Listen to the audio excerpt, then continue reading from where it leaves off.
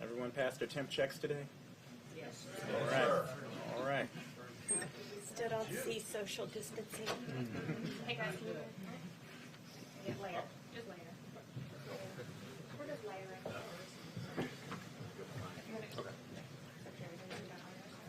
Let's go over next to you then, again. Oh, don't hide him. Nope. I don't want to get in the court place. You're doing a great job right there. I'm just trying to make everyone know. Okay, yeah, thank you. Thank you.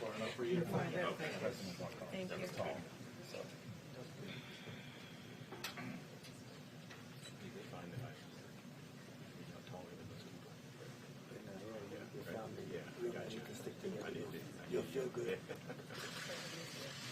Good afternoon, Mr. President.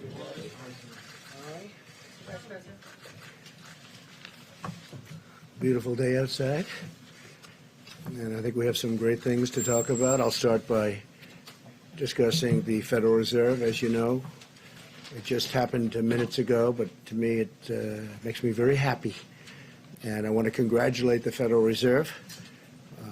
For starters, they've lowered the Fed rate from what it was, which was 1 to 1.25, and it's been lowered down to 0 to 0.25 or 0.25. So it's 0 to 0.25.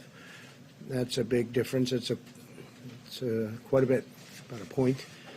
And in addition, very importantly, the Federal Reserve is going to be purchasing $500 billion of treasuries and $200 billion of mortgage-backed securities, and that number can increase. But they're going to start with that, and that's really good news. It's really great for our country. It's something that we're very happy. I have to say this. I'm very happy. And they did it in one step. They didn't do it in 4 steps over a long period of time. They did it in one step, and I think that people in the market should be very thrilled, and that brings us, we're the strongest country in the world by far, financially and every other way, and that brings us in line with what other countries are. They actually have negative rates, but look, we got it down to potentially 0, so that's a big step, and I'm very happy they did it, and you will not hear anything bad about me unless it's about a month or 2 from now. So I congratulate the Federal Reserve. I think it's terrific. Just came out just as we spoke. I wasn't going to mention Federal Reserve or anything else, but this came out as we were walking up. I want to thank the people at Google and Google Communications because, as you know, they substantiated what I said on Friday. The head of Google, who's a great gentleman, called us and he apologized. I don't know where the press got their fake news, but they got it someplace. But as you know, this is from Google. They put out a release, and you guys can figure it out yourselves and how that got out, and I'm sure you'll apologize. But it would be great if we could really give the news correctly. It would be so wonderful. I just had a phone call with very impressive people, the biggest in the world of stores and groceries and all, and I'll give you the names. Dave Clark, Whole Foods, Mark Clow, CEO of Campbell's Soup Company, Brian Cornell, CEO of Target, Randy Edeker, Chairman and CEO, President of Hy-Vee, Jeff Hammerning, CEO of General Mills, great company, Kevin Burakan, President and CEO of Cisco, Craig Jelinek, CEO of Costco, Todd Jones, CEO of Publix Supermarkets, Donnie King, Tyson Foods, David McLennan, Chairman and CEO of Cargill, Rodney McMullen, CEO, Chairman of Kroger, big company, Doug McMillan, CEO of Walmart. He's been fantastic. Doug was here, as you know, on Friday. and he watched the market go up 2,000 points. On Friday, it went up 2,000, almost 2,000 points. Todd Vaso, CEO of Dollar General Corporation, and Vivek Sankaran, President and CEO of Albertsons. So these are all phenomenal companies. These are great companies. We had a long conversation with them, and they're going to work 24 hours round the clock, keeping their stores stocked. I would like to say that people shouldn't go out and buy. We're going to all be great. We're going to be so good. We're going to do what's happened with the Fed is phenomenal news. What's happening with all of these incredible companies is phenomenal news. But you don't have to buy so much. Take it easy. Just relax. People are going in and they're buying more. I remember, I guess during the conversation, Doug of Walmart said that they're buying more than they buy at Christmas. Relax. We're doing great. It all will pass.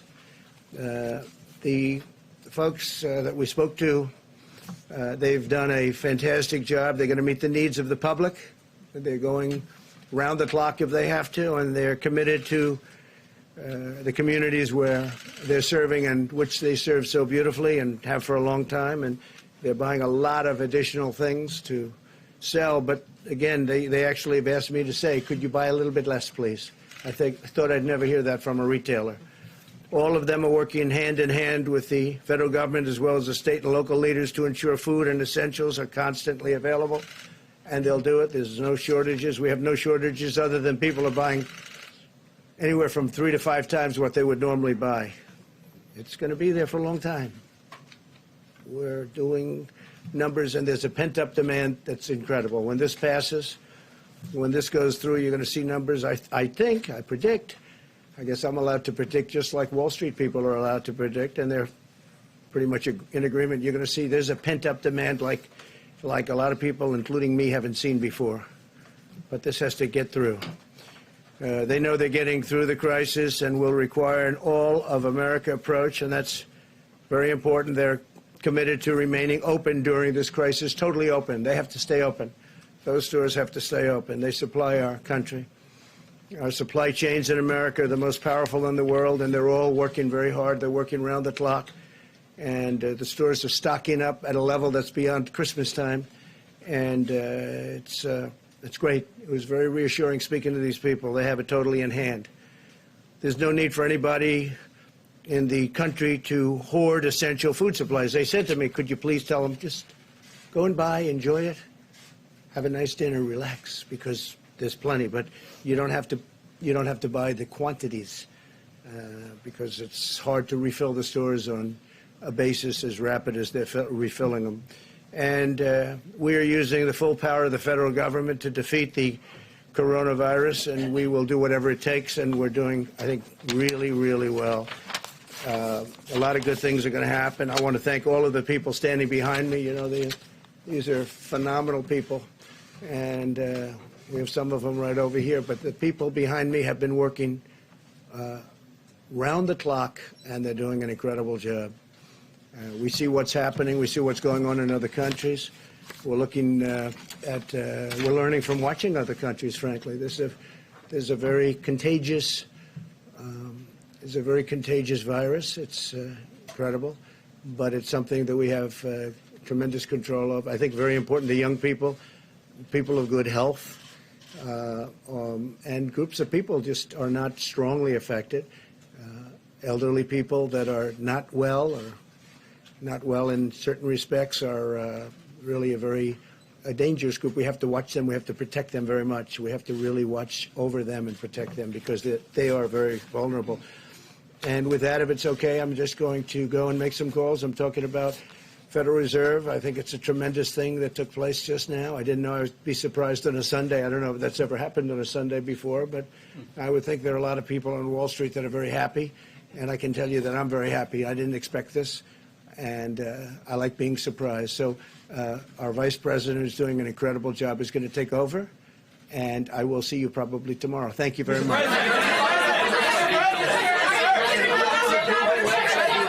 Bars and restaurants closed. Well, thank you, Mr. President, and good afternoon. With more than 2,900 cases of coronavirus in 49 states across the country, I want to assure the American people that this administration, all of our partners at the state level, and local health officials have no higher priority than the health and safety of the American public. And at the President's direction, we will continue not only a whole-of-government approach, but as we'll discuss today, we'll continue to build on a whole-of-America approach to confront the coronavirus across the country. The health experts continue to confirm to us that based on the latest information, for the American people as a whole, the risk of serious illness remains low.